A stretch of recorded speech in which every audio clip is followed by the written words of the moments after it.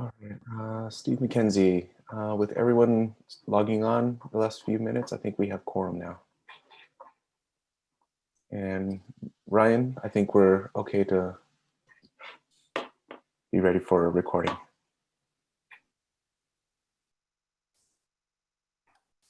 Roger, on it. All good to go. Great. So I'm going to go ahead and do a call to order. Please say yay as I call your name. Go down the list. Susan Anderson. Good morning, I'm here. Hugh Big Oak. Here. Trisha Boyer. Here. Alan Galicia. Here. Albert Garcia. Here. Dana. Here. Hong Ho. Here. Bruce. Ying Yang Lu. Here. David Lucas. Here. Raquel Schatz. Here.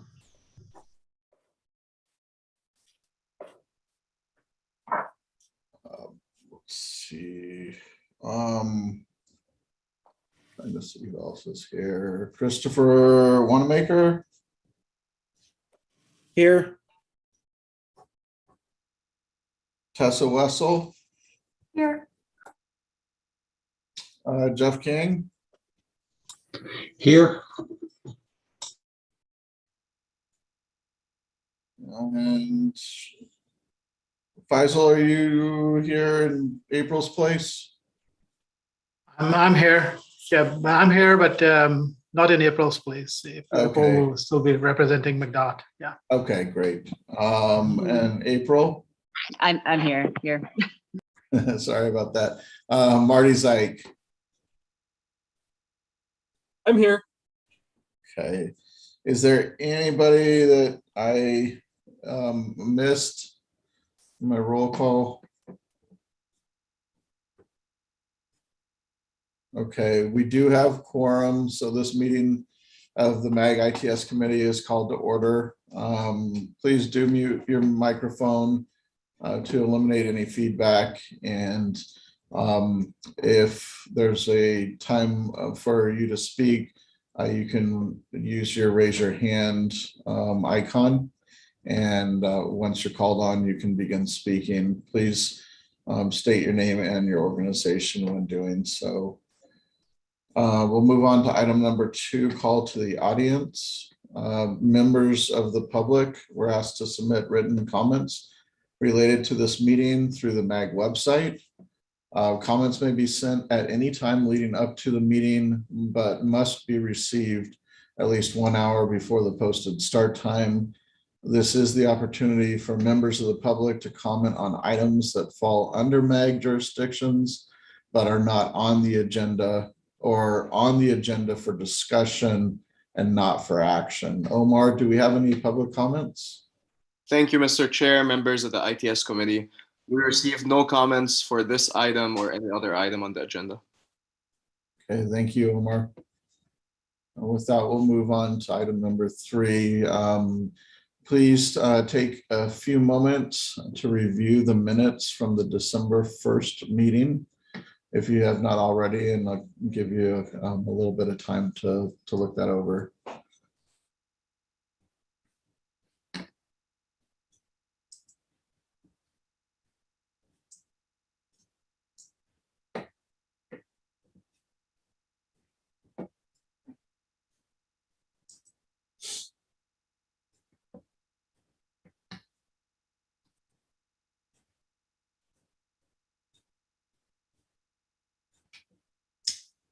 Okay, does any committee member have any revisions?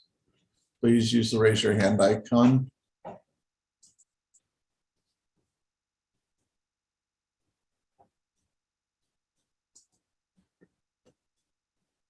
Seeing none, could I have a motion to recommend approval of the meeting minutes of the December 1st, 2021 minutes?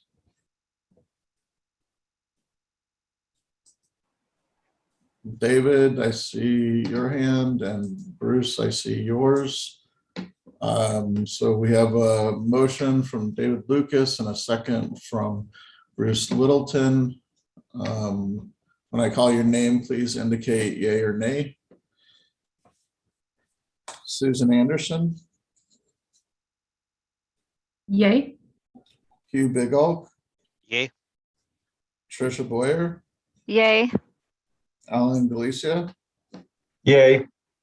Albert, Yay. Dana, Yay. Hong. Yay. Okay, Bruce already seconded. Ying Yang Lu, Yay. and David had made the motion. Raquel, Yay.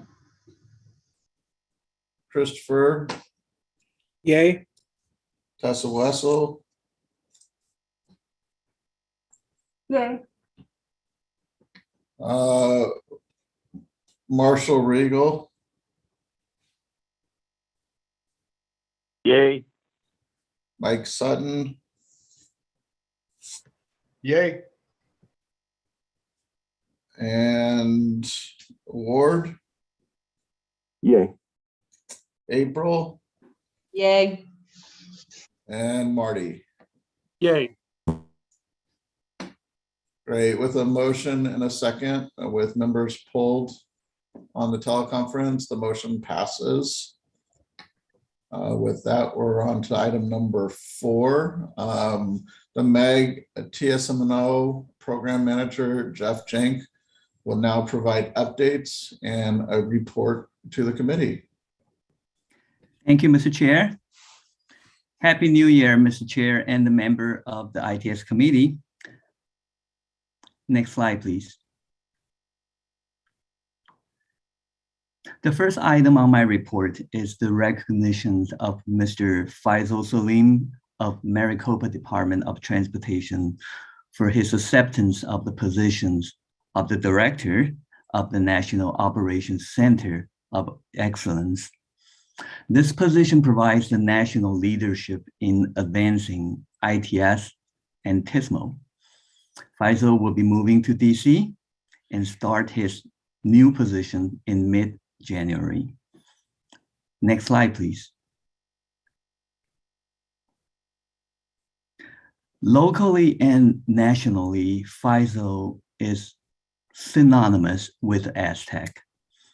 Begin as a national model deployment initiative in 1996, Aztec has evolved into the region's foremost mechanism for agencies and other stakeholders to collaborate and coordinate on the ITS and TISMO implementation and operations. When I spoke to colleagues from other parts of the country, Aztec is often in the eyes of envy and a model in terms of regional ITS collaboration. Under Faisal's leadership, Aztec has grown from the model deployment initiative to a well-greased and well-collaborated regional partnership. This is due in large to Faisal's vision and persistent efforts. Next slide, please. Faisal is affiliated with many local and national organizations. He's a past president of the ITS Arizona. His involvement with the ITE, National B2I Deployment Coalition, and AASHTO Connected Vehicle Task Force, as well as the Cooperative Transportation System Pool Fund Study. And these efforts altogether has put this region on the map for leading edge ITS research and development.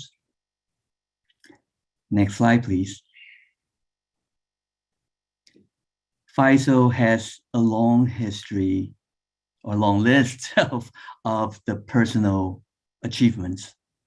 most notably 2016, the APWA Exemplary Service to the Public Works, 2017, ITE TISMO Council Award for individual achievements. In 2020, NOCO TISMO Champion. The same year, the effort to develop safety matrix with the Institute of Automated Mobility, IAM, has earned the prestigious research award from the SAE International. Next slide, please. So my emotion is mixed.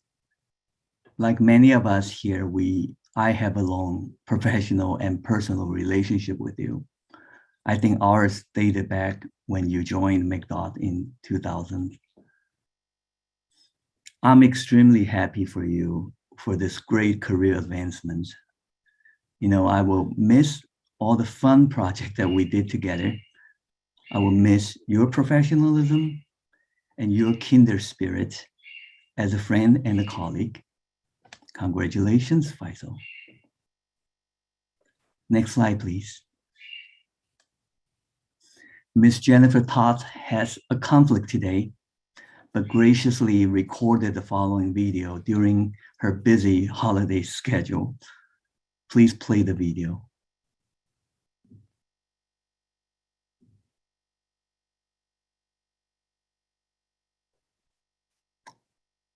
We seem to have an audio problem. Recognize. Thank you so much for allowing me to come and speak to this group, and in particular to recognize Faisal's accomplishments. First off, congratulations, Faisal.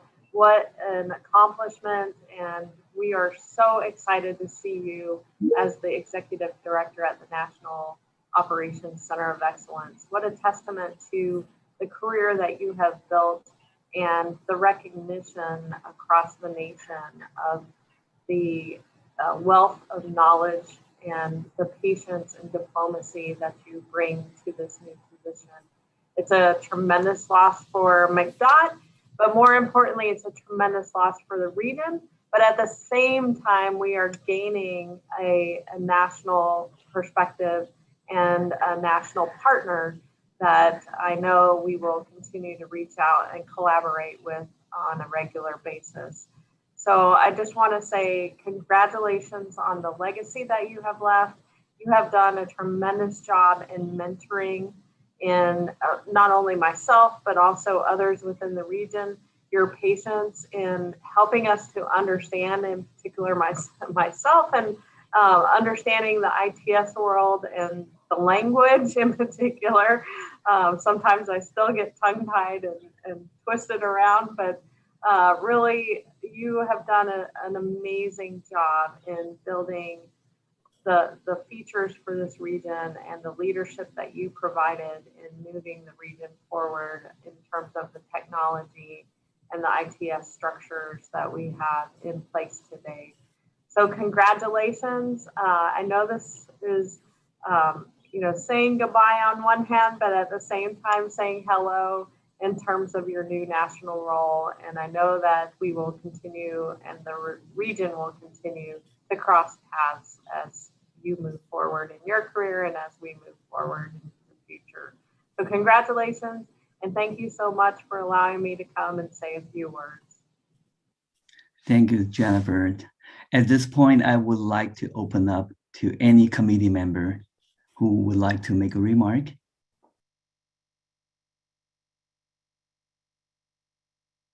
Anyone?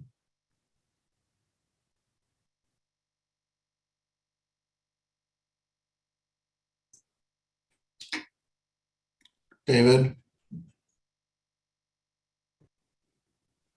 Yes, I would just like to reiterate what everyone else has already said. Faisal, we're definitely going to miss you. Your leadership and your expertise has been invaluable to us locally on a statewide level as well as nationally. And that's in direct recognition for you being elevated to this position. We know that you're going to do a great job, and we look forward to continuing to collaborate and work with you in your new position. So a heartfelt congratulations, but you will definitely be missed. Thank you for everything that you've done. Great, thank you, David. Anyone else would like to say something? I know it's an emotional moment, but Mike, I see your hand up. Yeah, I just wanted to say, I can't think of one bad moment, working with Faisal. He was always there to listen, and he was, always one of the most innovative guys that I know, and helping, to move along and progress, these local, ITS initiatives, for the region. And he'll definitely be missed. And whoever is fortunate enough, to step into his shoes, I don't envy them for trying, to have the same effect, that Faisal has, on the region. And just thank you so much for your friendship and for, all of your efforts here. And I look, like Jennifer said, I look forward to hopefully, being able to work with you on whatever level, in your new role. So congratulations. thank you, Mike. Or anyone else? Great. I think Susan hands raised. Susan? Hey, thanks, Jeff. Faisal, thank you just doesn't seem like enough, but thank you for all your hard work in the region. It really has been a lot of accomplishments over the years, and just a hearty congratulations on your new role. We are all looking forward to working with you in your national role. So congratulations, and we will miss you dearly. I thought I saw someone else hands raised.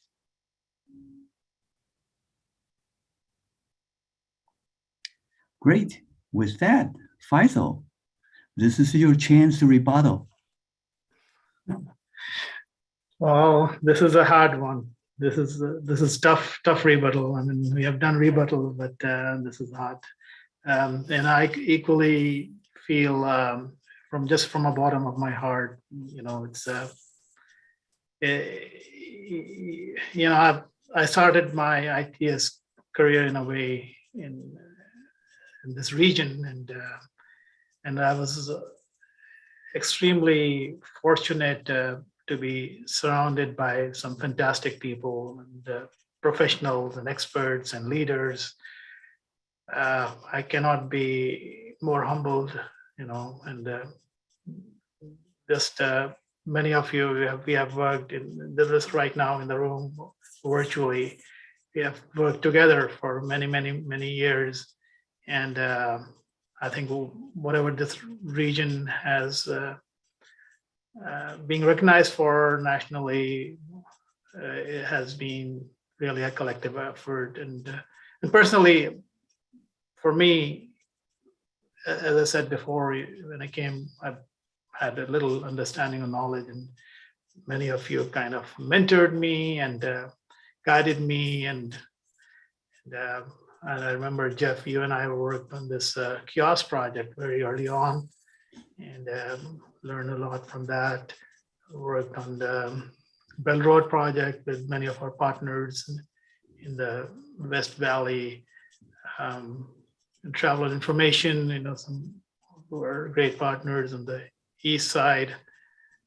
So it has been a journey that I think we were all together rowing the boat, and we just kept expanding that boat, and I've been very fortunate. So I profoundly thank all of you. I profoundly thank MAG ITS committee. I think speaking about the MAG ITS committee, it is the credit to the members over the years, and many of you have been members over the years, that you have brought very pragmatic projects to the attention of MAG leadership, and they have then supported it and moved it up through the chain. So when we when we were sunsetting the Aztec, I think it goes without saying that the critical role MAG played in mainstreaming and advancing ITS has been of real value, so that we on the operations side, on the Aztec side, as a local agency, is working together.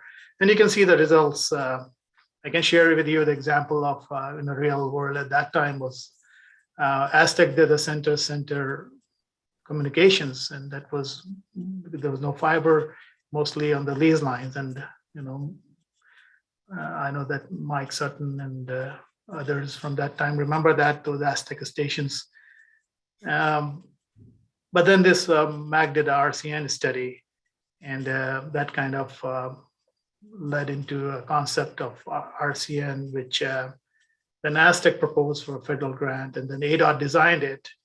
Of course, it came from federal dollars. Then once we had the design, then MAG found additional money, and then we were able to deploy it. Now MAG maintains and operates it. So that's kind of a story on and on, as you can see, with RADs, with adaptive systems project, with 511, same thing, the model deployment ended, and then here McDOT took on the leadership for a while, and then ADOT got back again on the 511 system.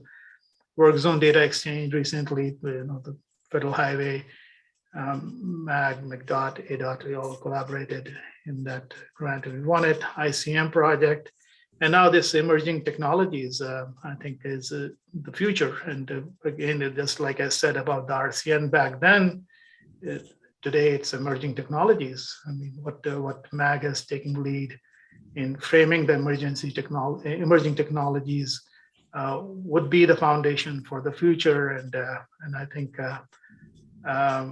we have figured out, I mean, we have that sauce here, that leadership, that collaboration and partnership that I think makes our region successful. So I'm very, very thankful to all of you for your thoughts about me. I'm very humbled. I don't know how deserving I am, but as I leave this region, I'll carry all what you have done for me. So thank you so much. Great, thank you, Faisal. Well, that concludes my first reporting item. Next slide, please.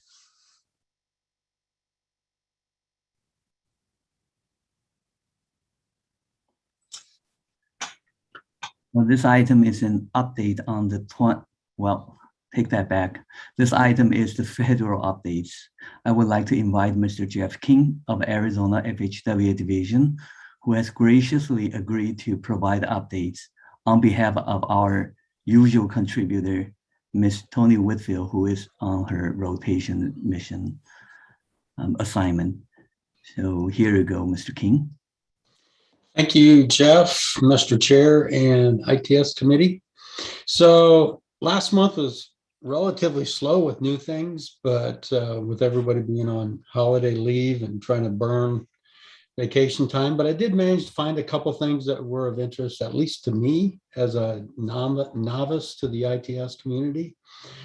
First of all, the Joint Program Office with USDOT, the DOT ITS Professional Capacity Building Program, in collaboration with IT, released, I actually think it was released sometime in November, but just recently posted 5 updates to the ITS ePrimer, which now has 16 total modules. The 5 updates cover intersection of ITS with Transportation System Management, TSM&O, data, connected vehicles, emergency disasters, and emergency opportunity and challenges. On the screen, you can see the first link will take you to the overall, all 16. The next 5 are the ones that were added or updated. I believe module 3, 4, and 14 are actually new modules, and module 13 and 16 were updated. The second item Again, as I was looking for updates for this meeting, I kind of was scouring various ITS program and checking out newsletters from our Office of Operation Program Office. And I stumbled across this Connected and Automated Vehicle Education. It's actually a program called Cab in a Box. And it was meant to provide not only documentation to support the training, but also the tools you need, the actual hardware that could be provided to community colleges or new employees or various workshops to teach new people in the cab world, how the infrastructure works. But what I really liked about it as a novice is when you go to that website, there's a video series, and you can go through that video series and really learn the basics of the down and dirty, how you hook up the hardware, what the hardware does.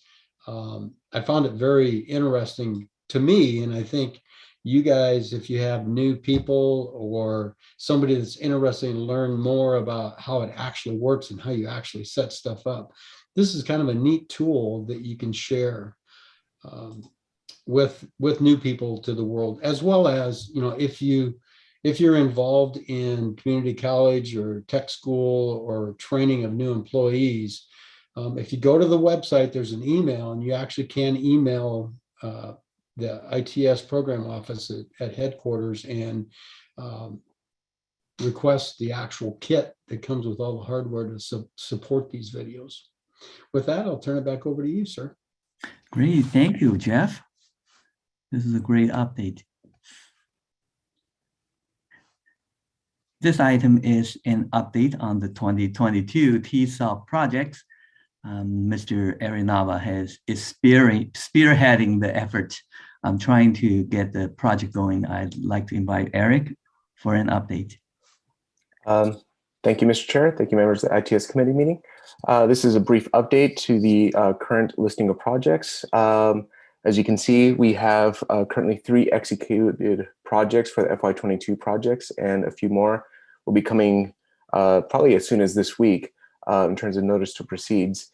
We originally intended to have the projects separated in fall and spring, and so some of these projects are starting a little bit later, but we are already scoping or preparing for the spring projects for some of these locations, and all projects will be completed by the end of June 30th of this current year.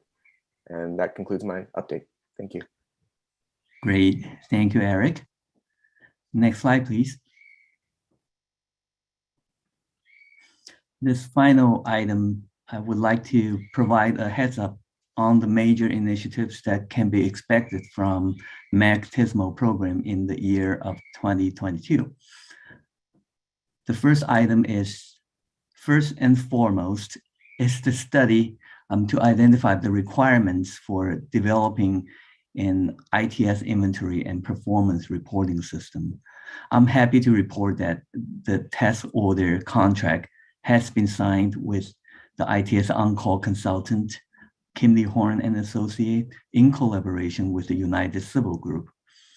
This project is strategically important to the TSMO program and supports the upcoming development of the phase 2 of the MAG SMNO plan.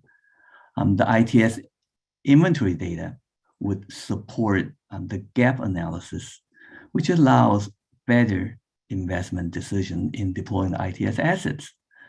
The project is expected to complete by August of this year. Next item is a continuous improvements of the well-received TSMO projects, TSOP projects.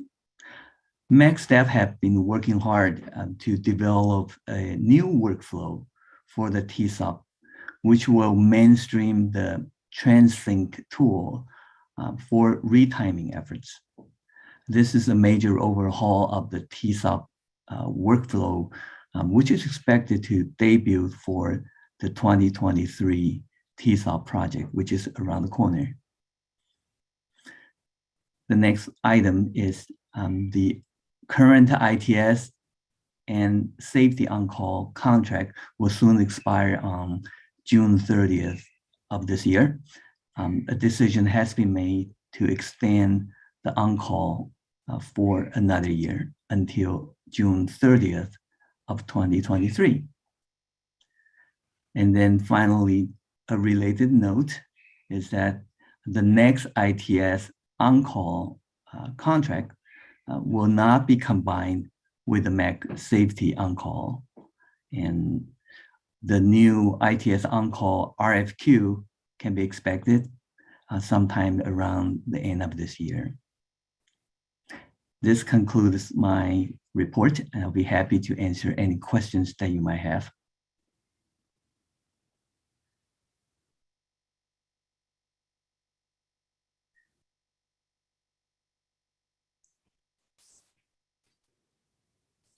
Seeing no hands,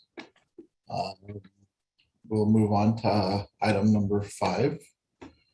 On May 15th, 2019, the non-competitive project overview for the ADOT wrong-way detection system along segments of Loop 101 West and Loop 202 was recommended by the ITS committee for approval. The projects were programmed in the MAG Transportation Improvement Program on June 26th of 2019 for FY 2020 through 2022. The current request from ADOT is to revise the scope of work, including proposed locations and start dates. ADOT will provide a brief presentation related to their requests. So at this time, I'd like to invite Susan Anderson with ADOT to present this item. Good morning. Thank you, Mr. Chair and members of the committee. I appreciate you taking the time today to allow us to present on this project. The request today is for the project 22833 for ADOT's wrong-way detection. It was part of the SMNO strategy for ICM, implementing wrong-way detection monitoring. Next slide, please.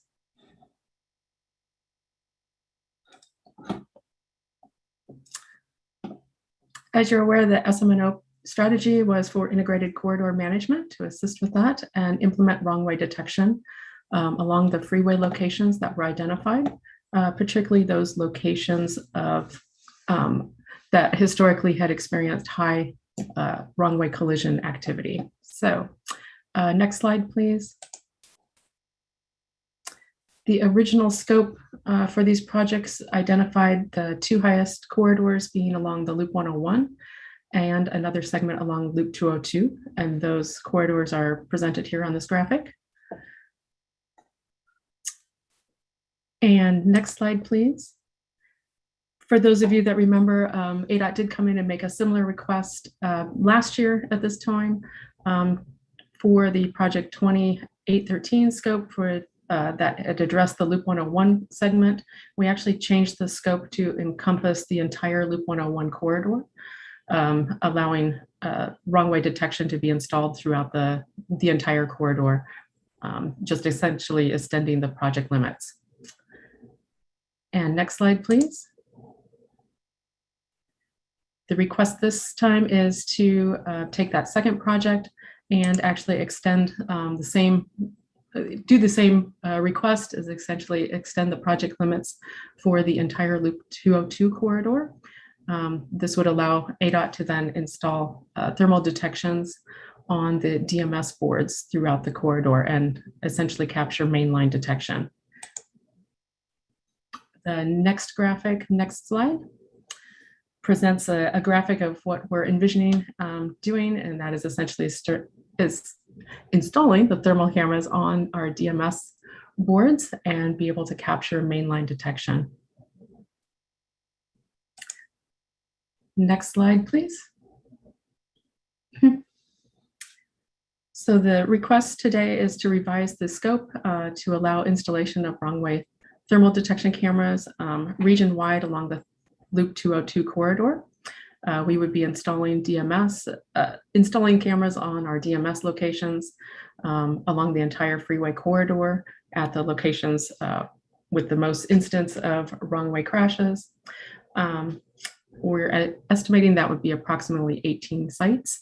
This will give us very good coverage of our mainline coverage. The schedule is proposed to be an 18-month schedule.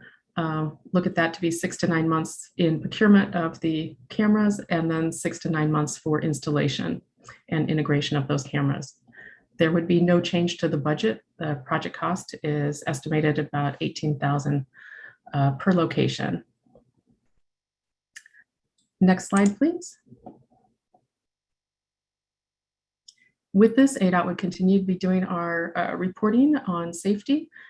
We coordinate very well with DPS for our statewide wrong way detection data, tracking the number of incursions and crashes. These metrics are tracked in a database and shared monthly with ADOT management. Next slide, please. With that, ADOT is requesting approval by the committee to revise the scope of work, specifically the project limits, to allow for installation of wrong way detection along the entire Loop 202 corridor. So with that, I want to thank you and would entertain any questions or comments people have. Does anybody have any questions? Please raise your hand. Marshall? Yeah, one of the screens talked about that this project would include 18 additional DMS. I'm not sure if that's separate from this project, because it also said the cost would be 18,000 locations. So that doesn't seem to add up right. I think the intent is that we would be installing at 18 DMS board locations along the 202. So we're not installing additional DMS boards. It would be just the thermal cameras on the DMS structures. Okay, so you're using all existing DMS and just adding the detection to it. Correct. Okay, and what about and so this is just a mainline wrong way detection project? Does not include the interchanges? Yes, and that is because a lot of the interchanges, the signals are not controlled by ADOT, so it takes a little bit more effort to get the IGAs in place and coordinated with the local agencies to install thermal cameras there. So we're going with our equipment first that we know we can easily accommodate and efficiently get that completed within the next year. Okay, so the plan then is to follow up with the interchanges. Eventually, yes, that is ADOT's goal, is to roll that out throughout the whole valley. And ideally, we would love to cover every entrance onto the freeways. We just know that's going to take a lot of time and a lot of funding to get that available. So we're doing what we can right now. Okay, that's all I have. Marshall. Any other questions?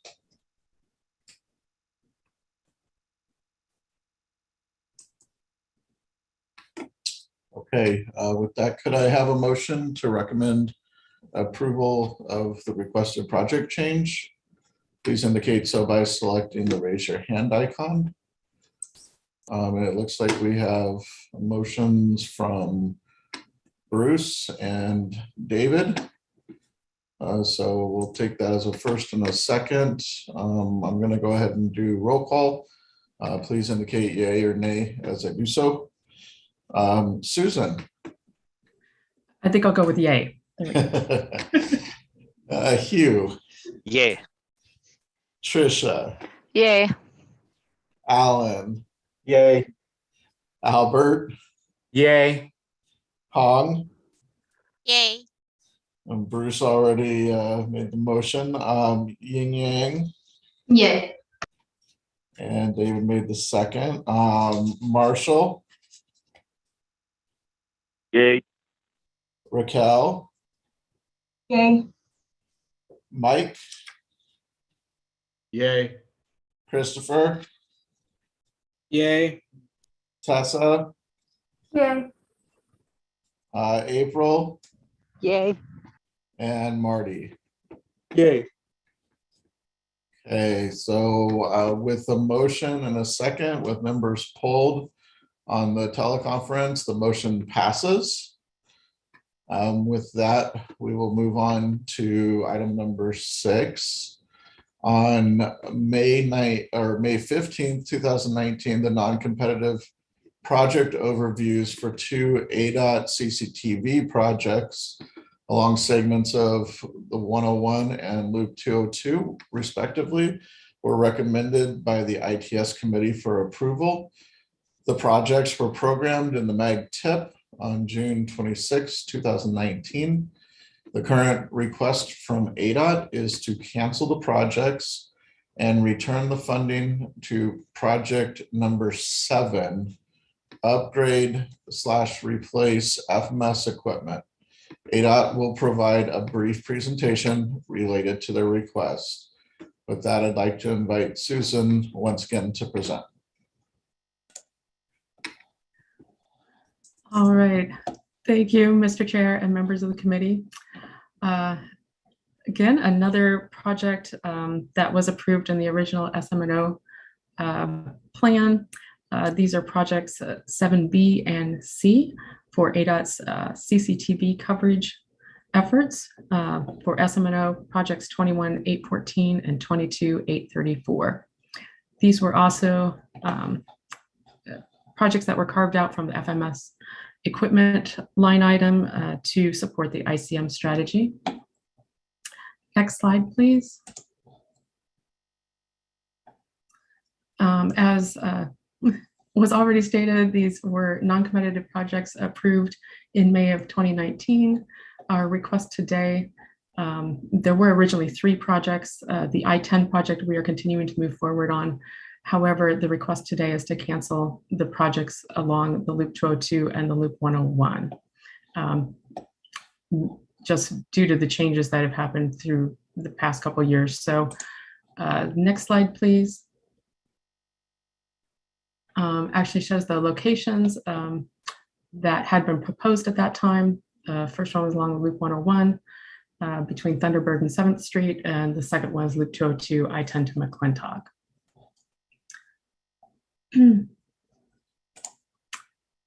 Next slide, please.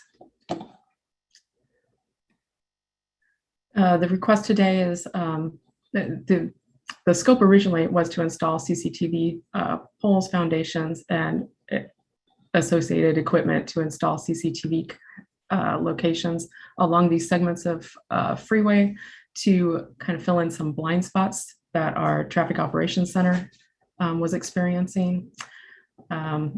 Budget had been approved for that. However, the request now is to cancel those projects and return the funding to the original FMS project line item. We feel there would be efficiencies in accomplishing this effort under associated projects with the FMS funding rather than carving it out as separate standalone projects. So the request today was to cancel these and return those funding. Next slide, please. Thus, the request by ADOT to the committee is to request approval to cancel projects 7B and C and return the funding back to project number 7 for upgrade and replacement of FMS equipment. Okay, thank you, Susan. Does anybody have any questions? Bruce. Susan, just so that I'm clear, it sounds like you're canceling the 2 individual projects, but you're not in essence doing away with getting rid of the blind spots. You're doing that under a mainline program, not as individual projects. Is that correct? Yes, because we think there'd be a better efficiency of doing that under the FMS project line item and be able to do some other tasks as well. So kind of. This is really just canceling the funding, not the concept. You're just doing it in a different way. Yes. Thank you. Thank you, Marshall. Yeah. Susan, do they have those projects identified and a schedule of when that would happen? I'm afraid at this point, I have not heard that we have that schedule, but I do know that our operations and maintenance folks are working on identifying those projects for project number 7. So I can report back as soon as we have that identified. Okay. I'm just curious if those blind spots were significant. Are you able to wait to get those backfilled with these projects not identified? So I'm just asking. No, I understand. That was their priorities, and definitely the I-10 corridor was one that they wanted. So we are definitely moving forward on that one. They have other requests along the other corridors and think there would be some opportunities there to combine efforts to make a more robust project. Okay, thank you.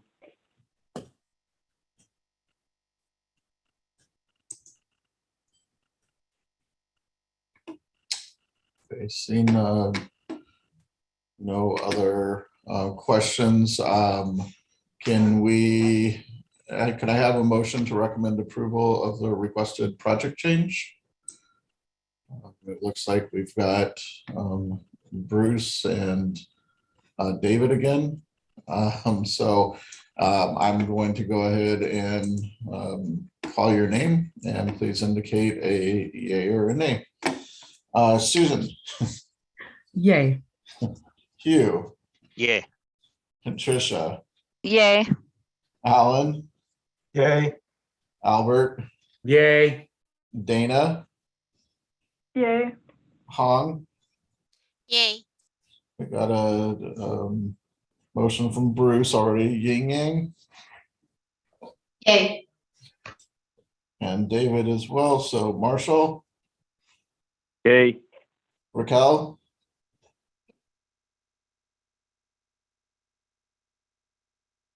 Okay, Mike. Yay. Christopher. Yay. Tessa. Yay. And April. Yay. And last but not least, Marty. Yay. Okay, with a motion and a second, with members polled on the teleconference, the motion passes. We'll move on to item number 7. Meg recently completed an emerging technology pilot study on evaluation of non-intrusive pedestrian and bicyclist detection and count technologies. This study evaluates 7 video-based technologies focusing on their capability to count pedestrians and bicyclists and extend the walk time when a pedestrian is detected in the crosswalk. A presentation will be provided to summarize the study findings, methodology, challenges, and recommendations. With that, I'd like to invite Jeff Jank to provide an overview on this item. Thank you, Mr. Chair. MAG Emerging Technology Program, in collaboration with the member agencies, conducts pilots on various technologies that bear significance to this region. In the past, we have heard updates on some of these pilot projects. Today's presentation is based on a recently completed pilot project managed by Dr. Wang Zhang of MAG, with a focus on the pedestrian and bike detection technology. With the advent of the AI sensor and the processors, this project was able to examine technologies provided by vendors from conventional traffic control system marketplace, also as well as those who are new to this market space. So I would like to invite Dr. Wang Zhang and Dr. Sanjay Paul, who is the consultant project manager for this presentation. Hi, everyone. Thank you and Happy New Year to Mr. Chairman and ITS committee members, as well as thank you, Dr. Jeff James, a brief introduction of this pilot project. So this is what we pretty much did for the big chunk of the time in last year, 2021.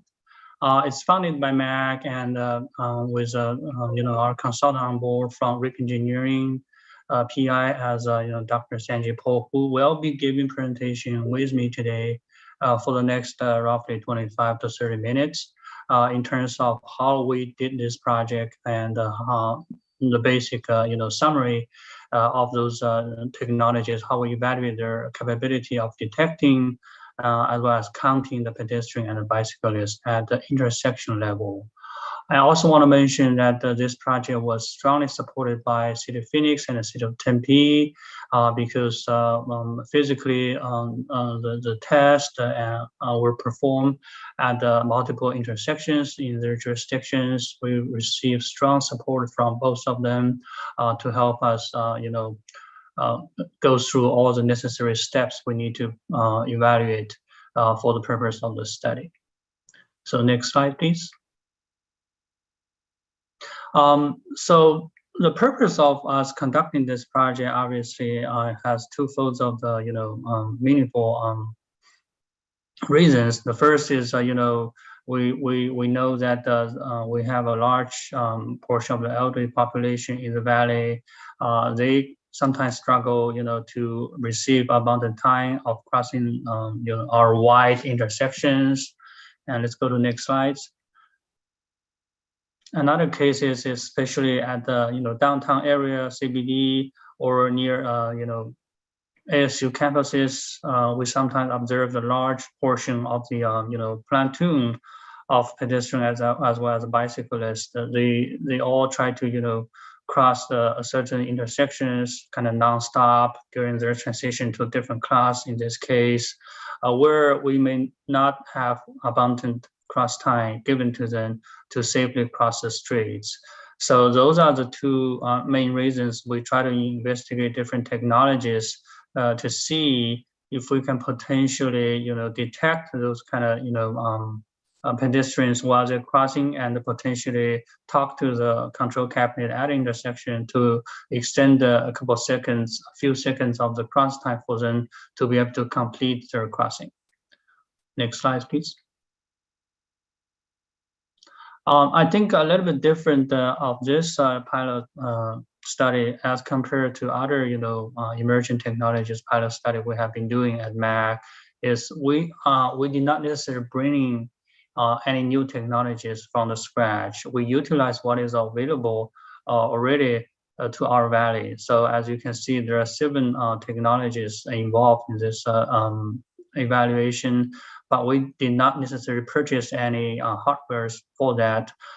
Most of the stuff we did as necessary is to upgrade their software system or purchase certain version of the platform, or have them to open up certain functionalities to allow us to evaluate their capability of both pedestrian and bicyclist detection as well as counting.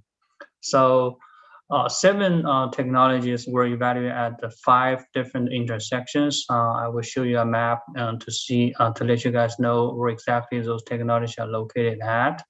We already talked about the detecting and the green time extension capabilities. Because of the 2021 is also the year for MAC to conduct a region-wide non-motorized data collection specifically for pedestrian and bicycles countings. So we were also looking at those technologies functionalities in terms of how accurate they can count those pedestrian and bicyclists at intersection level, for example, under different temperature condition or under different lighting conditions. Let's go to the next slide. So here it is, 5 intersections, 3 from City of Phoenix and 2 from City of Tempe. There were multiple technologies we evaluated at the 2 intersections at the City of Tempe at a different time. So most of the evaluation were done in the first half of 2021, and then we spent the second half of last year summarizing our findings and producing the final report and the presentation, etc., etc. At the end of the November last year, we successfully completed this study. With that, I'm going to give the rest of the contents to Dr. Sanjay Paul to give you the detailed information of our evaluation. Thank you, Dr. Jang. Good morning, everyone, and Happy New Year. Next slide, please. So before we dive into too much into the findings and all the study, I just wanted to show how the camera sees the stuff. If you look at the top left corner, so that's what we saw when we plugged in our laptops to the vendor's processor, and the top right corner is a vision from a thermal camera, and at the bottom we can see another AI-based technology, the camera view, how they are seeing when a pedestrian or an object was in the crosswalk. Next slide, please. So we did collected the data and did our testing in 7 different times. Before and after sunshine, before and after sunset, midday. So those 5 were for different lighting condition. In addition to that, we had 2 for different volume, high volume, basically during AM and PM peak hours. We wanted to test the capability at different lighting conditions, as well as how they are eliminating different pedestrian or bicyclists in the crosswalk when they are like the party size is larger. So that's why we selected all those 7 different times for different data collection and testing. Next slide, please. So when we did the manual crossing or collected the data, we filmed that intersection, we filmed on that crosswalk, we had the video. Then later we watched the video in the desktop environment and did our manual count, which we are referring here as ground truth. Then the technology had the capability for counting automatically and saving either in the cloud or in the local drive somewhere. Later, we extracted those and we compared our manual counts in 5-minute bin and also 15-minute bin. And for the counting, we did several testing. Some of those are just for visual purposes, like side-by-side bar chart, ground truth versus automatic for different time window, like a scatter plot, 45-degree angle. And our expectation was the manual and the automatic counts will align in the 45-degree angle. Then we did some statistical testing to have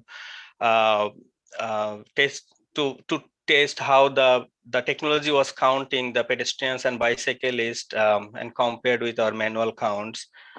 I'll just skip all those null hypotheses and alternative hypotheses, detailed statistical stuff, but I'll show some of the results and findings later on.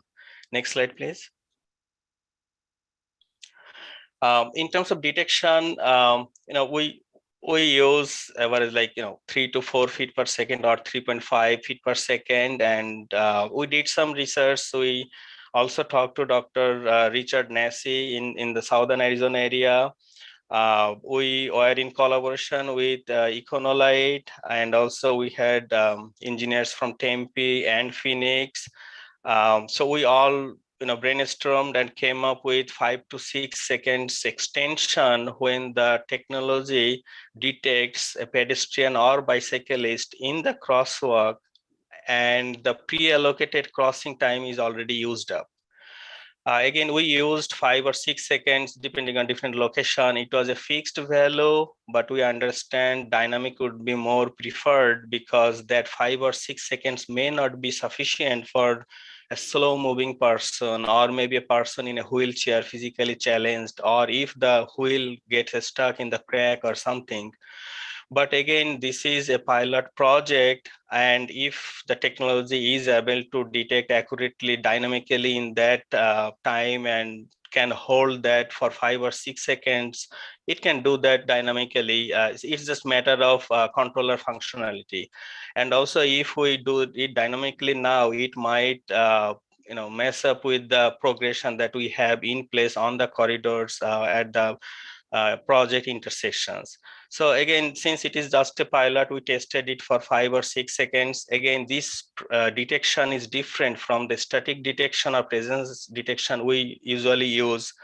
The technology was detecting a pedestrian or bicyclist on a crosswalk if they are still present and they already used up the pre-allocated clearance time, and it was talking to the controller and requesting for 5 or 6 seconds to extend the parallel green so that the conflicting phases are not getting activated and the pedestrian or bicyclist still have that few seconds extra to complete the crossing safely. Initially, we thought we'll have 20 samples. Later, we talked and we collected almost like 50 samples. We collected data before and after sunrise, again before and after sunset, and midday time window, only for 5 different time slots for detection purposes.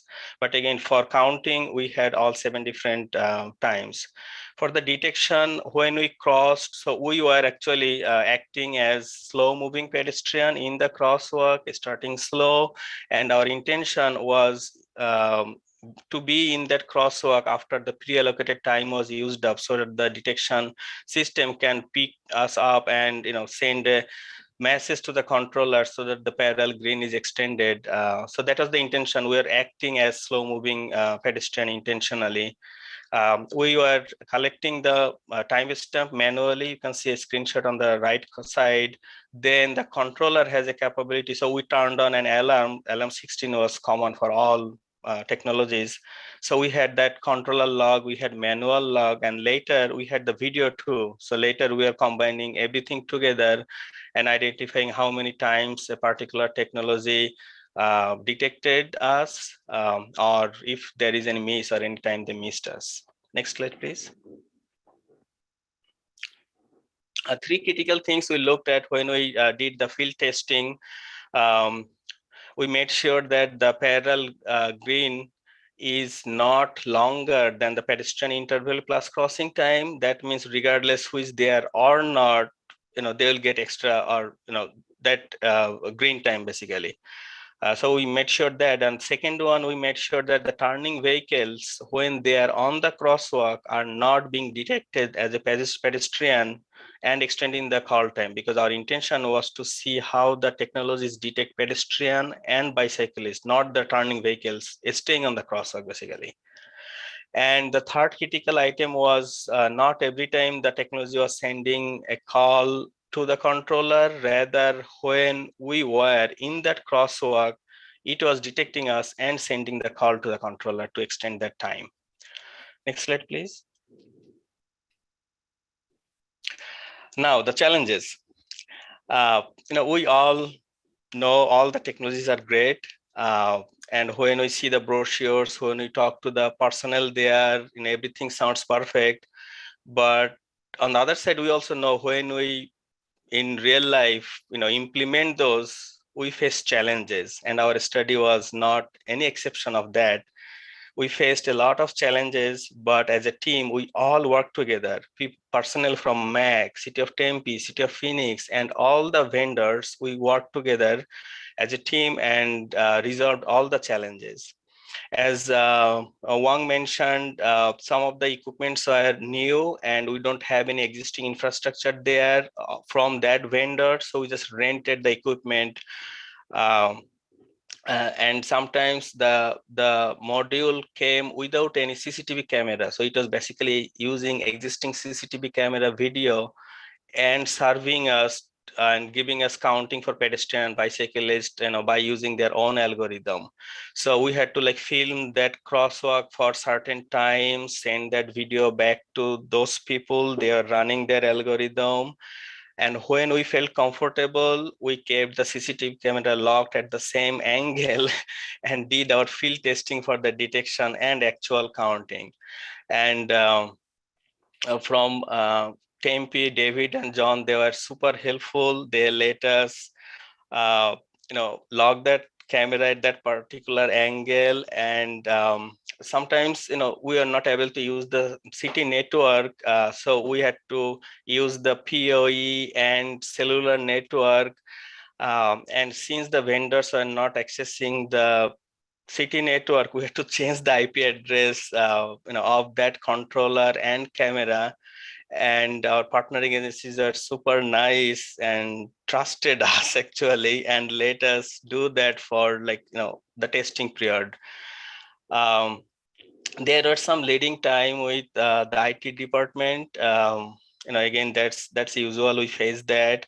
There are sometimes miscommunications among the vendor personnel. I remember with one vendor, we had the testing date and everything, and I got that equipment. We put up everything there in the cabinet connected with the controller. Then they are not able to talk to the controller. Then I was talking to that vendor's representative, and that person mentioned that all the development engineers or the people who work in the background, they left and the new team came. So they did not have any clue. They did not let us know about this. And Econolite was kind enough. They let us borrow their controller, and we had to put everything in our office with the PoE and cellular modem, and connected that with the controller, and let it run for a few days, making sure those people are able to talk to this. Then we went back to this field and set up everything, did our testing. And one time it was like 150°F, and it was for like 6 consecutive days we're doing our testing there. Sometimes the representatives from the vendors did not have enough expertise to deal with certain challenges, and we are struggling. We talked to the development engineers sometimes, and they had staff turnover, and sometimes we did not get enough or expected customer service. So those are the challenges. Some of the cameras were able to cover the whole crosswalk with one camera, but some technologies needed 2 cameras to cover only one crosswalk. One event happened was we set up everything with a Econolite a Cobalt controller. Then later, when we were in the field to do the testing, we saw that the controller was swapped because that was on the streetcar corridor. So the project team, we are not aware of that. So that's something we don't usually expect, that the controller might be changed. There was another event at an intersection in Phoenix. Both Phoenix personnel and we are ready to do our testing. On the day before the testing, there was a crash, and a big semi-trailer hit the pole and knocked down everything. So we had to come back and waited for the vendors to set up everything again. Then we did the testing. And also, as I mentioned, in the detection, we were tracking the alarm in the controller, and as you know that it has the storage capability limitation. It's like 500 messages only, and we all are understaffed. But I really appreciate how City of Phoenix and City of Tempe provided us enough time. At end of the test, they were like really prompt on that. They went back to the office, or in the following morning they were extracting the controller log and sending me that. Sometimes I was going to the controller cabinet, and they both are sending technicians to open the cabinet, and we got that controller log from the controller. Some of the intersections we did not have the flexibility to observe the green extension because those are really busy intersections, and we did not want to take any chances. But again, as I mentioned, the way we set up the testing, the technology was sending a message to the controller. Then the controller had the logic in, and it was extending the green time. So even though we disable that in the controller, but we are getting that alarm from the technology. So we are able to see that when that alarm was coming and when we are actually crossing the crosswalk from our handwritten data log. Next slide, please. Another critical item we found in our study is transparency from the vendor is very, very important. We all know that no technology is perfect, but as long as we know what are the limitations or what are the features they are still working on, I think that helps us a lot. We all are busy. As I mentioned, all the cities are understaffed. We just don't have the time to do the testing and making sure it works. We want to rely on the technology representatives' word. We found a technology, it was premature, and we struggled in extracting all the detailed information and all those, and finally from a supplier we came to know it was a beta version, and that was like so unexpected. So gist is the transparency or the accurate information from the vendor always helps the city personnel. Another challenge was some of the technologies are ready to implement, so they are not rerunning the video or calibrating their algorithm based on our video record, but some of the technologies are still new, so they were running the video, they're running their algorithm based on our video, so they had that privilege of rerunning the video, calibrate it, and give us more accurately results. But that's part of the course. Next slide, please. So with that, all challenges, again, we all worked as a team. It was a great collaborative effort, and we have a great success story to share with the region. The few summaries, overall findings, we did a literature review too, and we saw that there has been tremendous improvements in terms of algorithm and technologies compared to what we found in the literatures. Most of the technology vendors are using high computing power GPUs. They're really powerful, but still significant training is needed just to adjust the algorithm with the surrounding environment.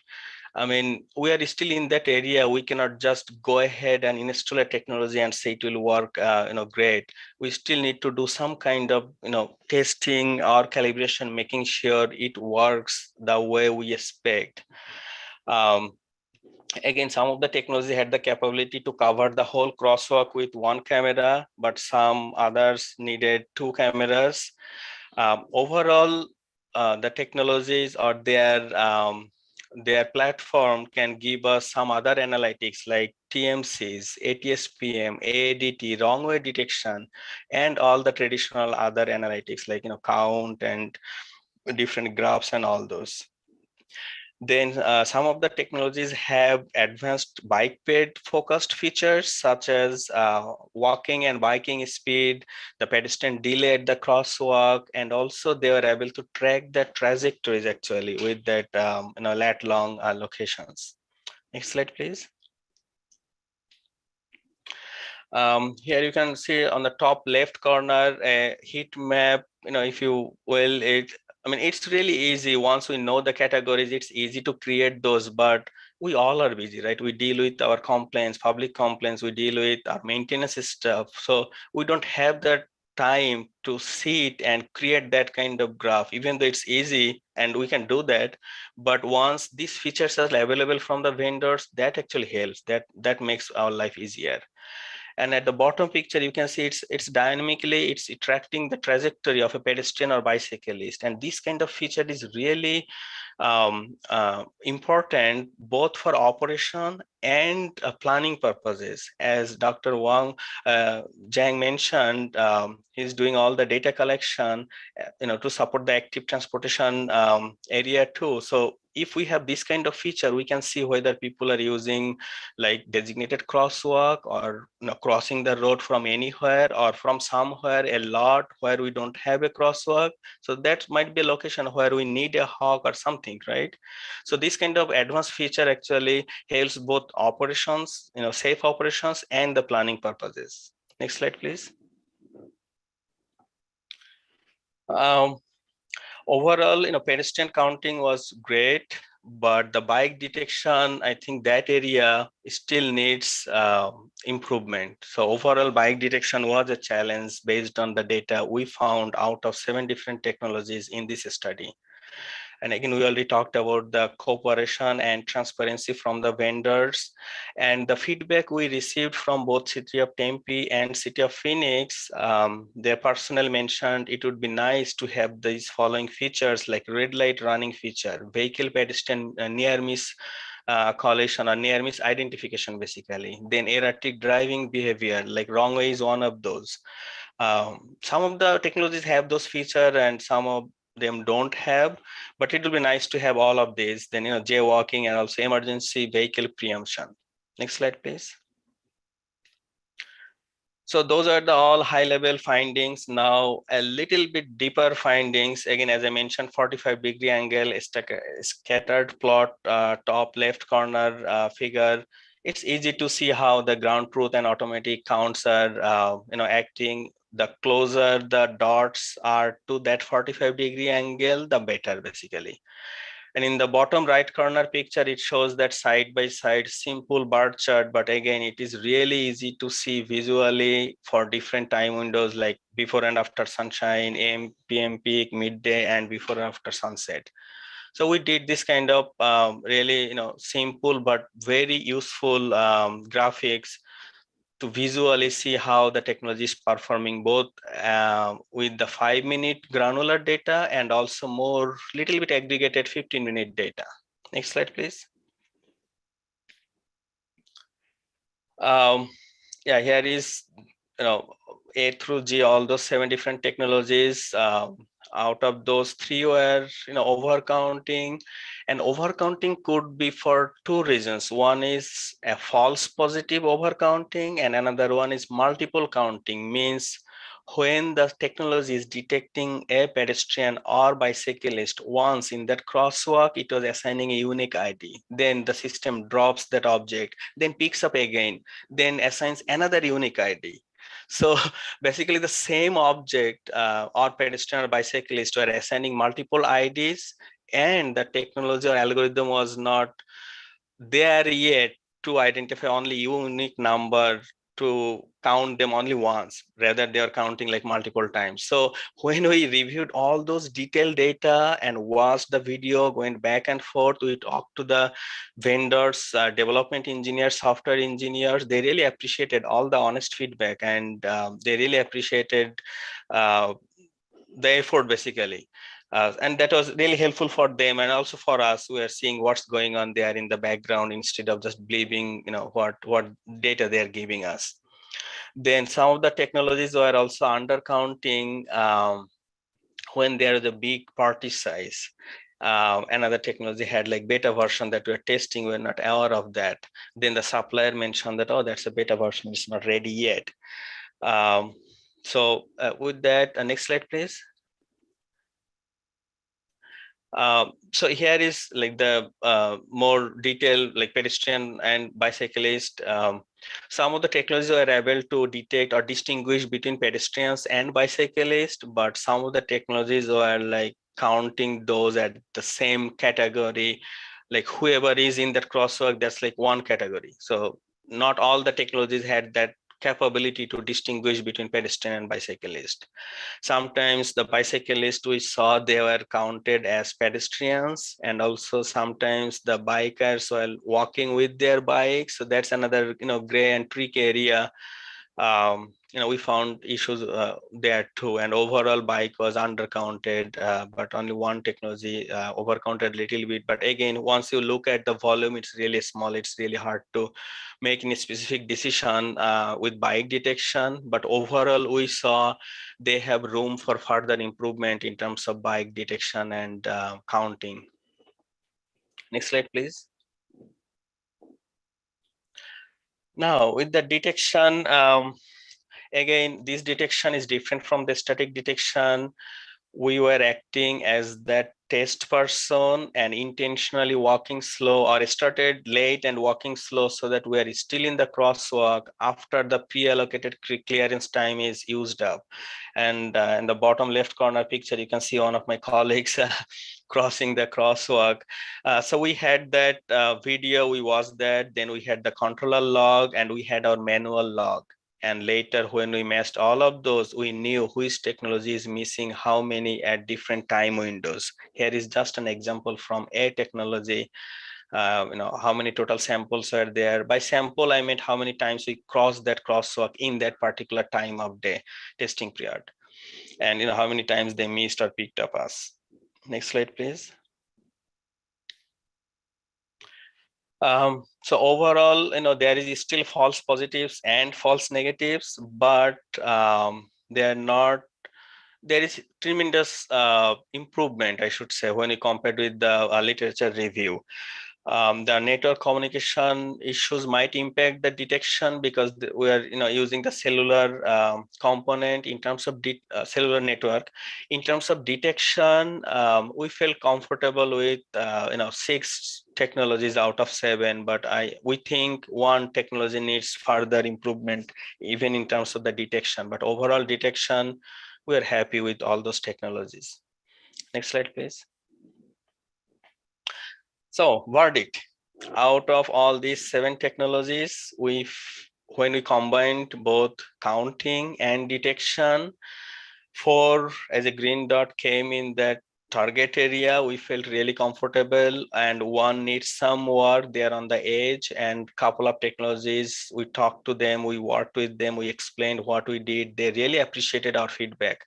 And again, a full disclosure, not all the technologies were deployed or tested at the same time, same intersection, same time window, same traffic volume, not at all. They all were staggered at different locations based on our resources availability, and Dr. Wang Zhang already showed that locations. So we're not comparing the technology, one technology with another. We're just testing whether that technology is capable of precisely detecting bike and ped, and also extending that part, and also counting bike and ped to fulfill our operation and planning purposes. And again, once we talked to those 2 technologies, they really appreciated our feedback. And that was, the whole team was really happy to see how positively they took our feedback. And, again, they're working on that, and, who knows, they might overcome with all those, limitations by this time. We completed all the study data collection testing by mid last year. Then second half, we spent for preparing the, or analyzing the data and preparing the reports. Next slide, please. In overall conclusions, we already talked about everything. One item I wanted to emphasis here is lighting condition obviously creates a huge difference, and also lighting angle, like false positive. Sometimes the shadow could be picked up as a bike or pedestrian, right? That's the false positive, because there is nobody, it's the shadow, but still it's thinking something, some object there.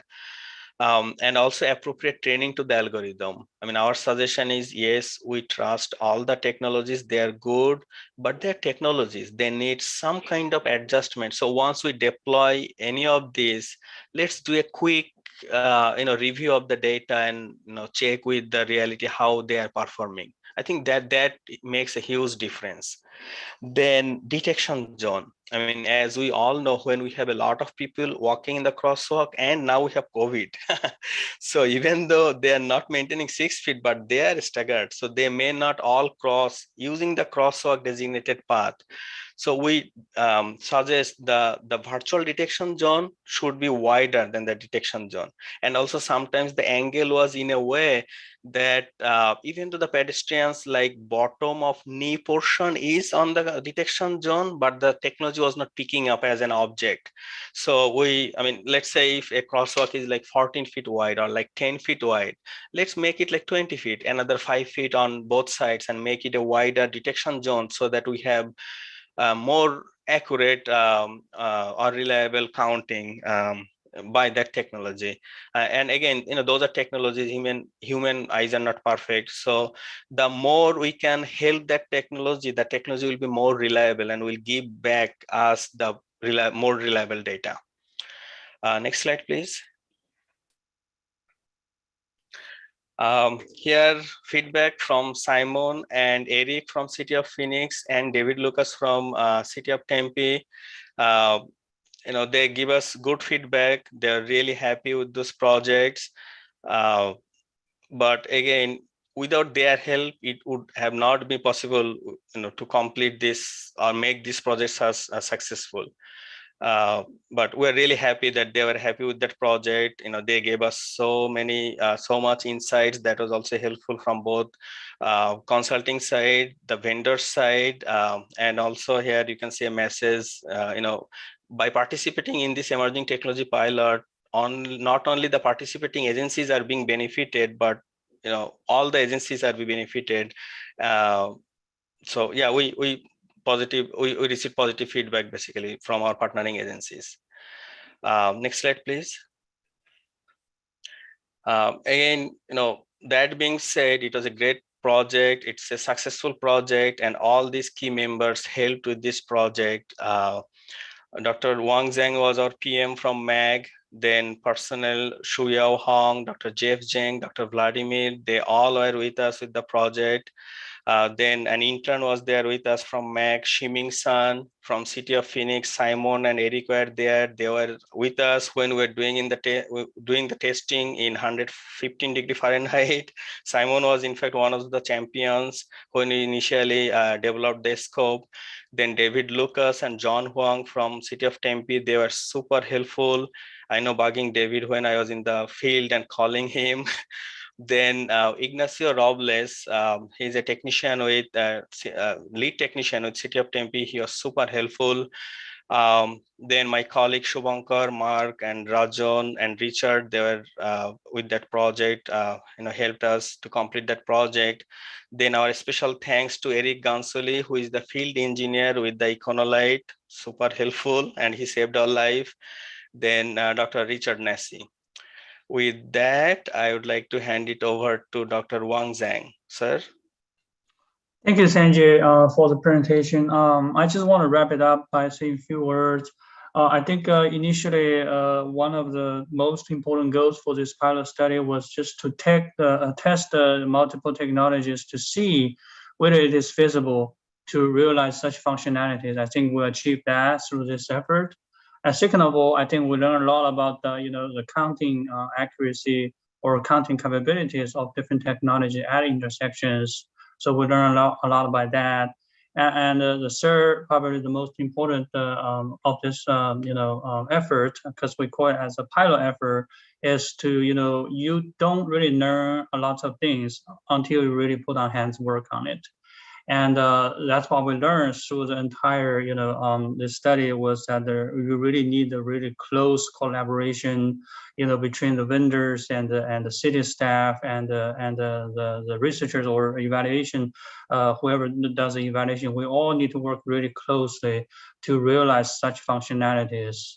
And it's different technologies. And for example, sometimes one camera could cover entire intersection. Sometimes you need multiple cameras just to cover one particular crosswalk. I think one thing we did not touch on that is the cost and benefit of different technologies to realize certain functionalities, stuff like that. So that's why we feel like different technologies would probably work a little bit differently. We didn't get a chance to evaluate all of them under ultimately the same conditions. They were done at a different timing, at different conditions of the pedestrian volume level and at the different intersections, etc., etc. And they were analyzing different video footages as well. But I think those are the three important lessons we learned through these studies. And I want to close by thank you again to City of Phoenix and City of Tempe with their strong support to this successful activity. Thank you very much. And now I think we are open for questions and comments.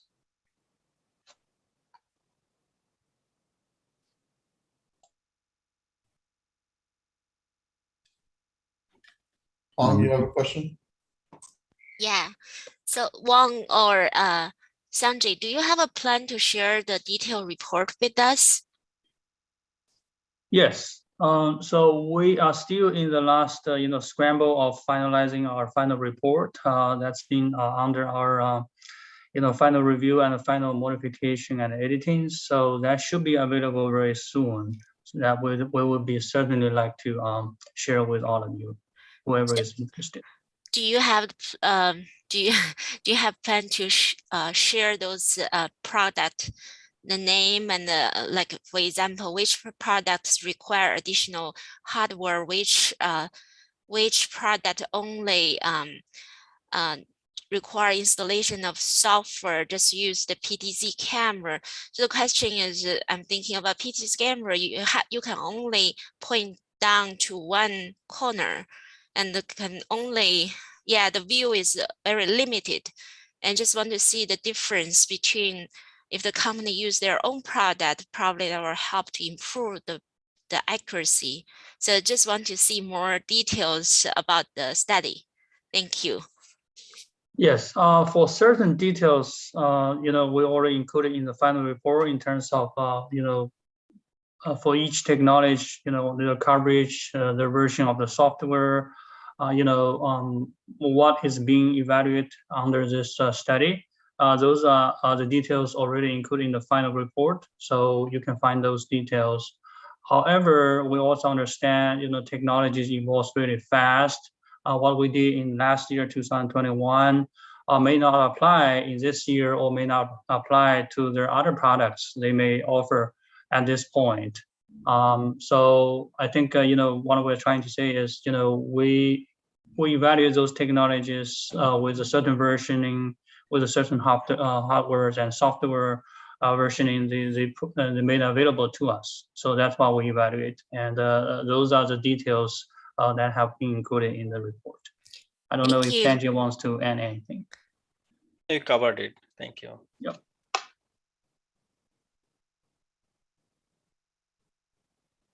Ying Yang. Thank you, Chairman, for the opportunity to ask question. Thank you, Dr. Paul, for the presentation. I have a quick question about one of the tables that you presented. I believe it is around page 15, where you presented counts or sample sizes for each product. And in the table, there are numbers that are greater than 100%. Yes, so when the number is greater than 100% means they are overcounting. I should have put a footnote below the table. But when it's over 100% means they are overcounting by that percent. Thank you for the clarification. Sure.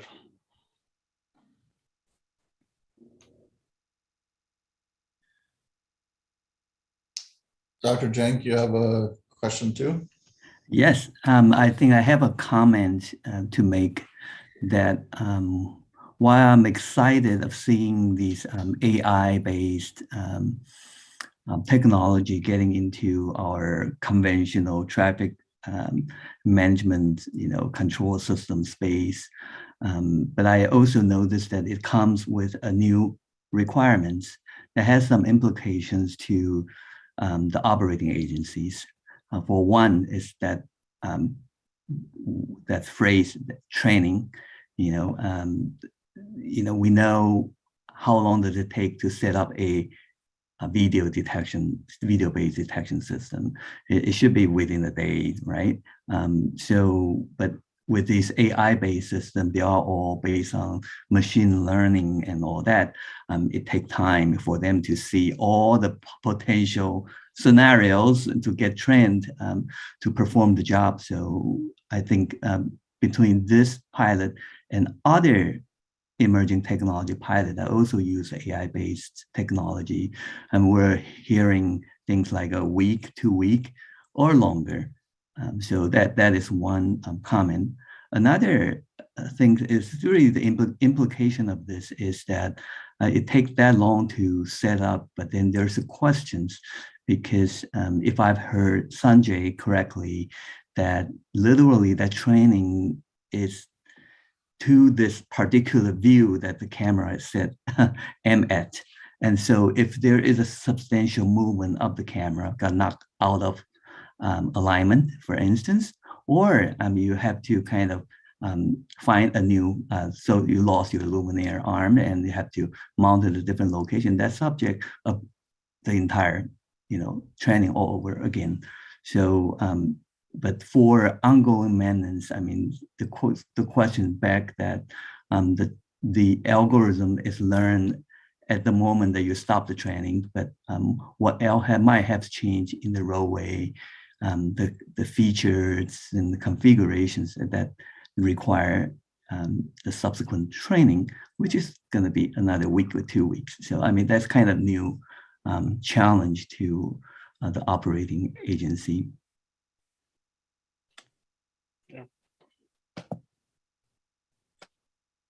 Thanks, Dr. Jink.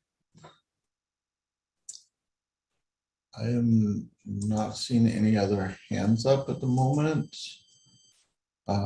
So I'd just like to thank Sanjay and Wang. Thank you so much for this presentation, and we look forward to seeing the final report out. I think all of the local agencies are very interested in reading a little bit more and seeing the findings. So with that, I'm going to go ahead and move on to item number 8.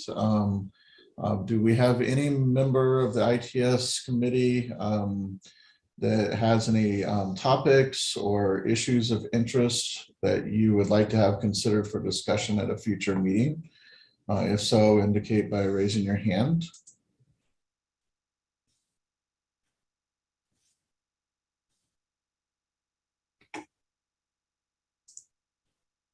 Okay, we're going to go ahead and move on then to comments from the ITS committee. I'm going to go ahead and go through each member, and I'd like to invite you to share information related to ongoing ITS related project activities in your jurisdiction. So with that, I'm going to start with Susan. Good morning. Efforts right now at ADOT, we've got a lot of work underway with our ITS master plan that we kicked off late last year. So we do have Kimberly Horn on board to help us with that effort, and just starting with the data collection. So I know I'll be very interested as we move forward this next year with knowing more from the other agencies on how they do their ITS inventory. So saw that on the agenda today that Jeff talked about. So that's something that I know ADOT is challenged with maintaining as well. So that's kind of our first effort with that project. But that's proceeding well. Other than that, lots of activities of ADOT. We, of course, are trying to roll out additional adaptive ramp metering throughout the valley and upgrading some controllers right now. So you'll see some upgrades and some ramp metering turning on as traffic volumes have come back. But other than that, all is going well. I hope everybody has had a wonderful holiday and Happy New Year. Thank you, Susan. Hugh. Nothing for Goodyear. Thank you. Thank you. Tricia. Just one announcement. Some of you may have heard that Arthur Dock did retire at the end of 2021. So that's 30 plus years of Mesa ITS that's retiring. So it'll be a big shoes to fill. But while we look for his replacement, we will be bringing Arthur back as a contract employee for a couple days a week to help us in the transition. So if anyone's trying to get a hold of Arthur and can't get him, please forward your email or calls to me. Thank you, Tricia. Alan. So Glendale hired Moss Adams, I believe, to do an audit of our ITS division on how we're doing, where we want to move forward. So if you have gotten an email from them asking for some information, I'd appreciate a response. And for those that has responded already, a big thank you for your time. So if you could please fill that out for us, because it would direct our ITS division to how we want to move forward. Thank you so much. Thank you, Alan. Albert? Nothing to report for surprise. Okay. Dana? For City of Chandler, we were able to hire a replacement for Srini's position. So we have a new signal systems engineer, Alyssa Dahl. So she will be joining us on future meetings. That's all the report for Chandler. Thank you, Dana. Thank you. Nothing to report. Thank you. Thank you. Bruce? Nothing specific to report from Phoenix, but I do have one comment that I want to make just in regards to the MAG ITS committee.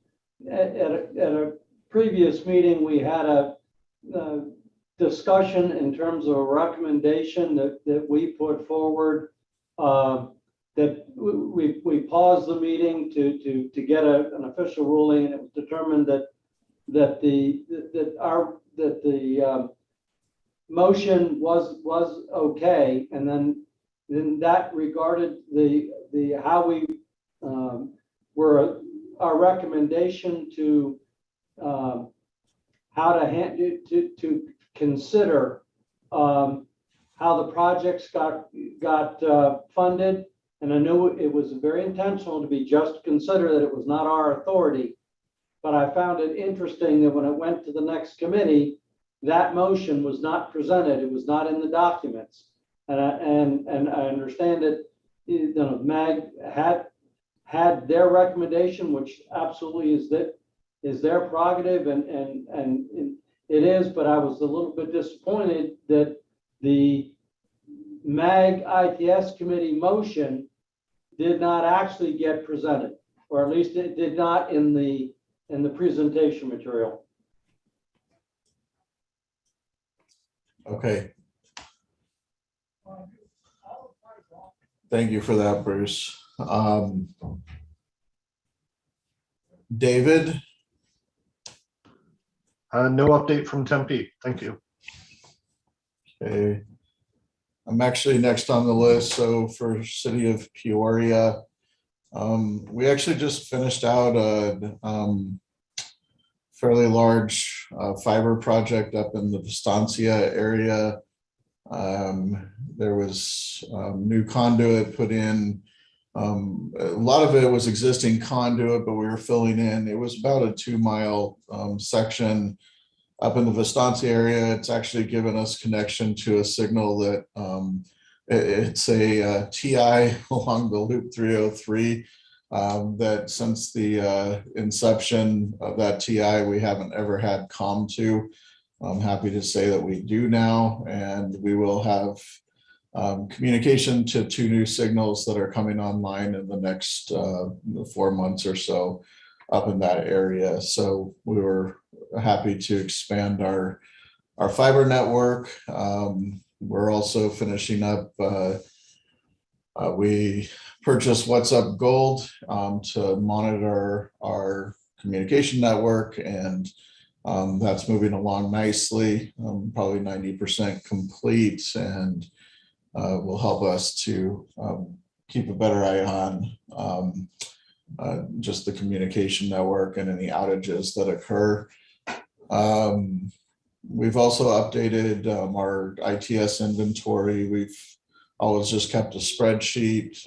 We've transitioned that now to a ArcGIS or a GIS type mapping with the assistance of our GIS group at the city. So we now are maintaining that in-house and adding as expansions come along. We've also added several, in addition to our PTZ cameras, we now have about 10 locations with quad cams. They're fixed camera, but it gives us a view of each approach, and it's proven to be pretty useful in some scenarios, just for traffic study themselves, but also for PD and reconstruction of collisions. And I will probably have some CIP announcements. Looks like we're probably going to get approved for several ongoing CIP projects that are just solely for ITS. So we're excited about that. But with that, I'll go ahead and move on. Marshall, you're next. Yeah, for Queen Creek, we will be starting our field deployment of our ATSPM devices. Contractor's schedule is a 60-day completion on that. We've already had our initial sessions with Econolite in preparation of all the programming work that's going to be needed to be done for the townwide process, including creating all the corridors that we're going to be optimizing. And then I just want to piggyback a little bit on what Bruce had to say about the TRC meeting and the fact that the language that the committee put forth that was deemed appropriate was omitted from being presented to the TRC. I don't understand what the thinking on that was, but also there's really no information back to us as to what's going to happen with those remaining funds. Are they going to stay with ITS? Are they going to be reprogrammed in another way? There's absolutely no information on that. And I was wondering if the MAG staff could comment on this.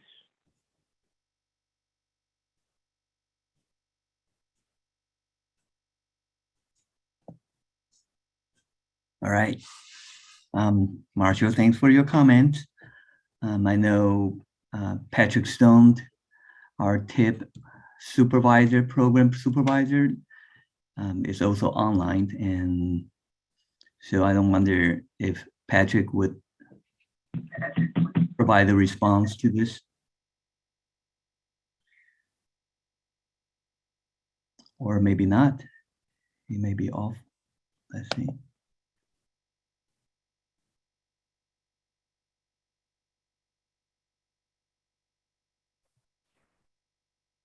Hey, Jeff, it's Patrick. I just caught the last part of that. I apologize. Okay, no problem. So have you heard Marshall's comment? I didn't. I had to step away for a moment. I apologize. If someone could give me a brief recap, please. Absolutely. Or Marshall, would you like to provide a short 10-second version? Yes, what I was additionally commenting on what Bruce Littleton had raised as well, that being the fact that you know it was a unanimous consensus by the ITS committee that the TRC be made aware of what our motion was and what our thinking was in terms of the reallocation of the funding, but the presentation material presented to the TRC was lacking in all of that. Additionally, there is no information as to what is going to happen with those leftover remaining funds, if they are going to stay with ITS or they're going to be reprogrammed and repurposed for other programs. So it's a two-part question. No, Marshall, thank you for that. Actually, that I've got where you're going with this. So the recommendation from the ITS committee was captured in the agenda item for TRC. So that is why you saw two funding scenarios presented to TRC. Traditionally, you'll only see a singular funding scenario presented. The presentation identified the pros and cons of both of the scenarios. The one being evaluate, score, rank, and fund the projects as we had planned with the original call for projects. And then secondarily was to forward the ITS committee recommendation, which was to reallocate the funding from bucket 1 and bucket 2 into bucket 3 and award all projects. Based on the kind of trying to follow along with what MAG staff has identified as policy perspectives, we wanted to kind of stay in line with what we've done previously. So the recommendation of MAG staff was to continue with the normal process, which would be we funded each bucket by itself, and if there was residual funding, we wouldn't shift those over to bucket 3. TRC certainly had the option to change that recommendation. they can come back and say, we disagree with that motion. We would like to move forward with doing it a different way, and that's certainly their prerogative. It can also happen at management committee. So this request will be going to management committee next week, next Thursday. There's a change in date. Again, management committee could pull that off the agenda and say, hey, we'd like to reconsider and potentially do a different reallocation of funding. Should that not occur, the intent would be, and it's been captured in the agenda item as well, the additional or residual funding from bucket 1 and bucket 2 will be incorporated into a subsequent call for projects for ITS. So the funding will not be lost out of ITS. Okay. What I got back from persons who attended the TRC meeting is that it was not presented as an option. It may have been in all the background data, but the presentation at the committee meeting itself was not nearly as clear as you imply now. So I'm just commenting on that. No, perfectly. And actually what I'm doing, beg the forgiveness of committee one moment, I'm actually pulling up the PowerPoint that was actually presented to the committee. And for yourself, Marshall, and for other members of the committee, you can always go back and actually, shameless plug, you can go back and review the prior committee meetings. If you go on the MAG website, find that particular committee meeting, you can actually watch that online. It's on MAG's YouTube channel. But there were two specific slides, Marshall, in that presentation. I believe it was the 6th slide and the 7th slide. The 6th slide was the scenario 1, which was fully funding bucket 1, bucket 2, and then partially funding bucket 3. And then there was scenario 2 presented to TRC, which showed reallocating and fully funding. And on both of those slides, my presentation committee highlighted both the pros and the cons for each options. So that certainly was given to the committee, and it was there for their consideration. And it was also in the agenda packet that would have been provided to the committee beforehand. Okay. Thank you for that, Patrick. I appreciate it. I think just in the interest of time, we can always, I think, Marshall, if you have some other concerns, Bruce as well, maybe follow up with Jeff and Patrick offline. I think the rest of the committee is also just kind of interested in seeing where this goes. But I think once again, this goes back to we as committee members also need to be communicating to those folks that represent our agencies that sit on those other committees, and make sure that they're aware of our recommendations or the things we'd like to see. So I'd encourage all of you, if you feel strongly about this situation, to take it up the chain in your management so they're aware and they can make a decision for themselves. With that, Raquel, you're next online. And nothing from the city of Apache Junction. Okay, Ward, I see you've joined us. You have any updates? No updates from Avondale. Okay, Mike.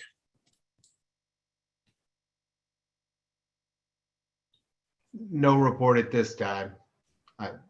Thanks. Thank you. Christopher? No updates from Pinal County at this time. Okay, thank you. Tessa? No update from El Mirage. April? Just wanted to share that the Olive Dunlop adaptive has been turned on the Olive portion. So from Aquafria Ranch Parkway all the way to, I think it's 47th Avenue. It's been turned on. We're still awaiting some installation on the Phoenix side, but if anyone has any comments on that corridor as they drive it, feel free to reach out to any of the city partner agencies that are involved in that project or myself. So far it's been pretty good. So that project is moving forward, and hopefully we have some good results to share in the near future. Thank you for that, April. And I can say for myself, driving the corridor on a daily basis, it's been a good improvement, but we'll look forward to the actual results. Marty, you're next. No updates this month from Valley Metro. Okay. Thank you all. With that, the next meeting of the ITS committee will be held at 10 a.m. on Wednesday, February 2nd, 2022, via virtual conference, unless otherwise notified. And with that, I'm going to go ahead and adjourn the meeting.